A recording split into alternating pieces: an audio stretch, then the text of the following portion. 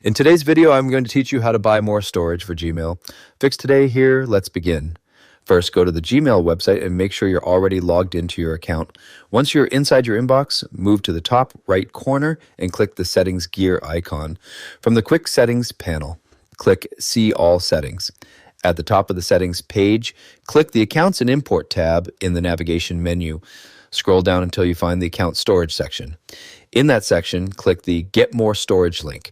This will redirect you to the Google One page. On the Google One page, click the Get Started or Upgrade button to view the available storage plans. You'll see different storage options such as 100 gigabytes, 200 gigabytes, or 2 terabytes. Review the plans and select the one that fits your needs. Next, choose your preferred billing cycle by clicking either the monthly or annual price button. Annual plans often offer a discounted rate compared to monthly billing. After selecting your plan and billing cycle, click the Subscribe button. A payment pop-up window will appear.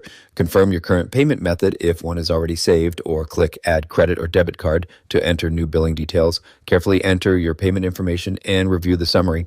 Once everything is correct, click the Subscribe button again to finalize the purchase.